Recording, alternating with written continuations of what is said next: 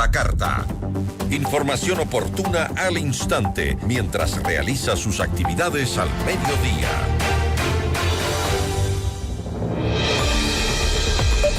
El reciente caso de estudiantes armados en un colegio de la capital encendió las alarmas sobre un fenómeno que ya no puede ser negado: la violencia y las armas han entrado a las aulas del país en medio del avance del crimen organizado y el debilitamiento de la escuela pública. Conversaremos con Milton Luna, exministro de Educación.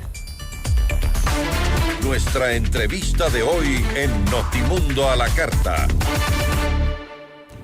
Milton, ¿cómo está? Muy buenas tardes, gracias por acompañarnos. Muy buenas tardes, estimada Gisela, a los tiempos. Un saludo para usted y para sus oyentes. Muchísimas gracias. Bueno, en resumen, este 12 de junio, un estudiante del establecimiento Colegio Central Técnico disparó un arma de fuego en el interior de la institución, lo que desató pues la alarma nacional.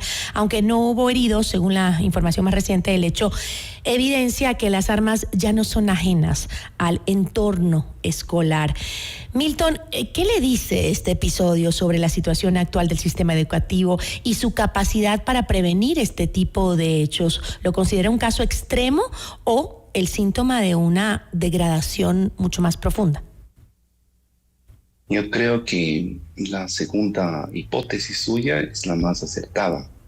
Es decir, yo creo que lo sucedido es una expresión del nivel de descomposición al que está llegando la sociedad, que está la sociedad desde hace rato, y que sin lugar a dudas arrancó con más profundidad desde la pandemia hasta estos días. Lo que sucede finalmente es que el sistema educativo ha absorbido, y esta es la situación, lo que pasa en la sociedad, y no tiene lamentablemente los mecanismos suficientes, las capacidades suficientes como para enfrentar este fenómeno tan violento y tan fuerte, ¿no? Que a la larga evidencia de que además de no disponer esto, tampoco la propia sociedad ni el Estado han sido capaces de entender la profundidad de este fenómeno, que además recordemos que tiene múltiples causas, ¿no? Desde la economía hasta la cultura y sobre todo el tema de las propias capacidades que han ido perdiendo de relación, en fin, de las familias en el país. Entonces es un problema multicausal muy complejo que en definitiva da cuenta de un deterioro de la sociedad y un incremento sobre todo de enfermedades, por un lado psicosociales muy profundas, donde uno de los principales afectados son los chicos, son los jóvenes. Hay mayor violencia, tanto en las casas, en los establecimientos y en el espacio público. Claro, esa mayor violencia, y según informes del mismo Ministerio del Interior y denuncias de gremios docentes, hay varios planteles, especialmente en zonas de la costa, que están operando en contextos de alta violencia con la presencia de bandas criminales. ¿Hasta qué punto el sistema educativo ha sido impactado por la expansión del crimen organizado en el Ecuador? Usted presentó varios factores que son reales y son tangibles, y no de ahora, sino de mucho tiempo atrás, que se ha ido aportando a la degradación del sistema educativo. Pero ¿estamos preparados para enfrentar este nuevo tipo de amenazas que son las bandas organizadas? Vea, a mí me parece que lamentablemente no estamos y seguimos no estando preparados suficientemente, y esto de alguna manera evidencia que no estamos leyendo bien el problema. El problema es muy profundo, muy agudo. Por ejemplo, la expansión del crimen organizado, de cómo ha penetrado y sigue penetrando múltiples espacios, ¿no? Y de hecho aquí la escuela es altamente vulnerable.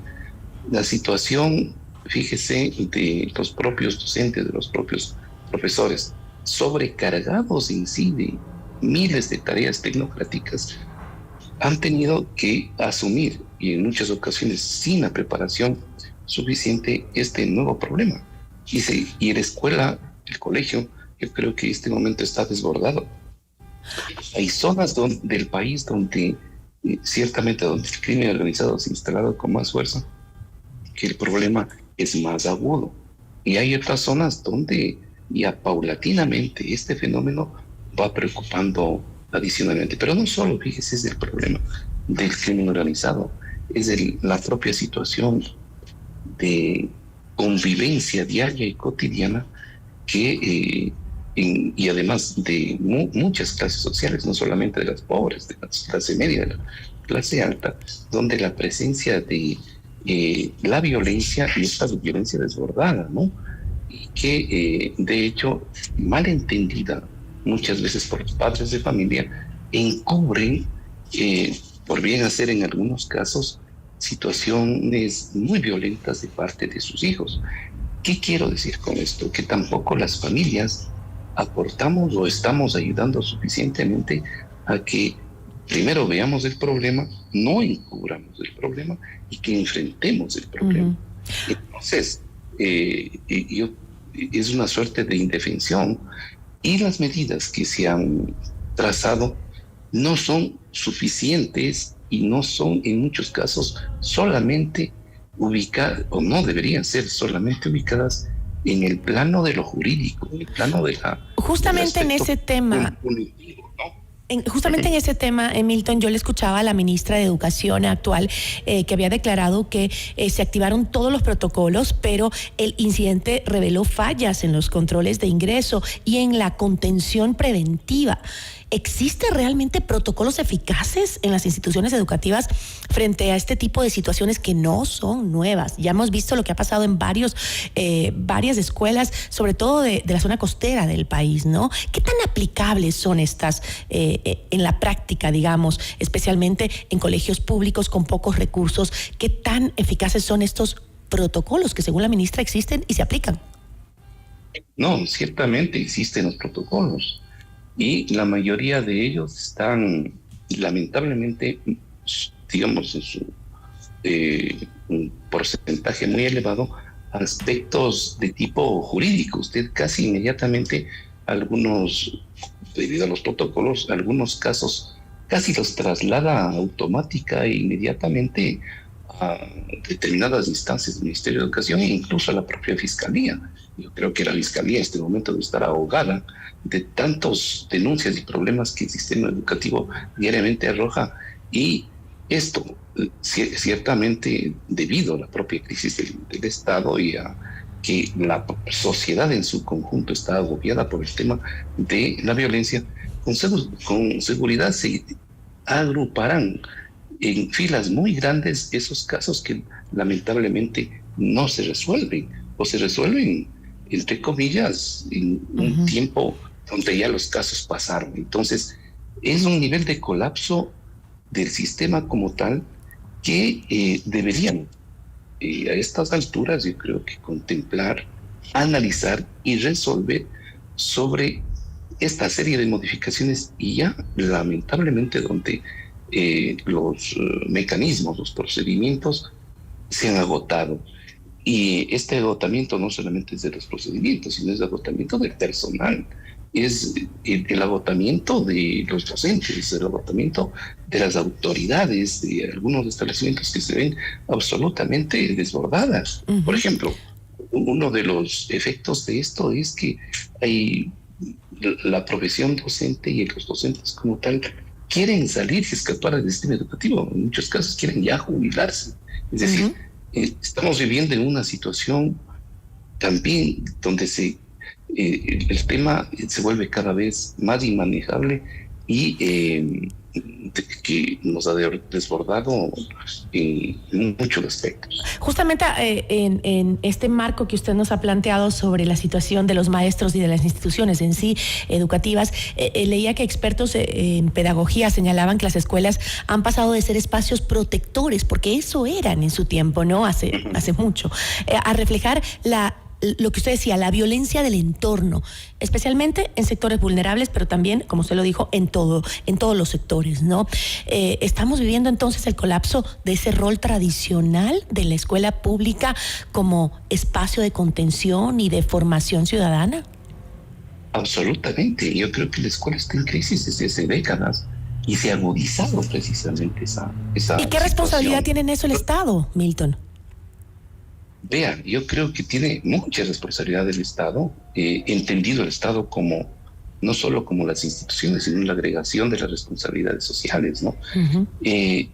Muchas políticas que seguramente fueron bien pensadas han sido buenas, muy bien. Primero que no se han sostenido ni en el tiempo y que han sufrido cambios permanentes. Es decir, usted tiene, me traslado solo como ejemplo, tiene problemas de calidad de la educación que son los mismos problemas que usted hoy, ¿no? Según las evaluaciones, tiene casi los mismos problemas, al menos en evidencia, que los que tenían en la década de los 90. Es decir, usted En su tiene ministerio, problemas Milton, viejísimos. en su ministerio, cuando usted ejerció como ministro de Educación, se impulsaron programas, si no me equivoco, y yo recuerdo el Plan Nacional de Convivencia Armónica, ¿verdad? Y escuelas para padres. Algunos de esos estaban en su programa. ¿Ese impacto se perdió?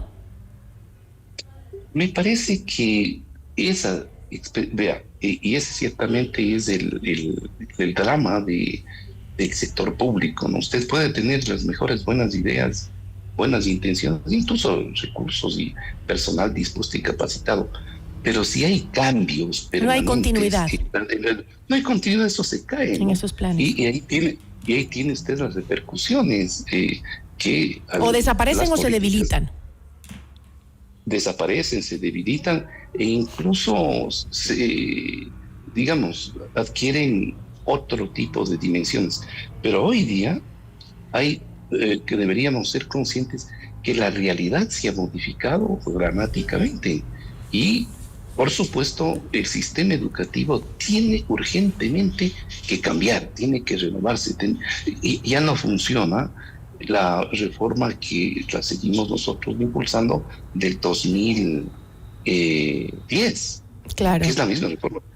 Entonces eso no se sostiene. Tenemos que mirar la realidad como está y sobre todo enfrentar dentro de la realidad esta complejidad que viene de este mundo donde incluso la propia globalización se está transformando. Ahí estamos viendo gravísimos problemas a nivel global, mundial, que obviamente impactan. Parece que en todos los ámbitos estamos llegando al fin de una era, ¿no?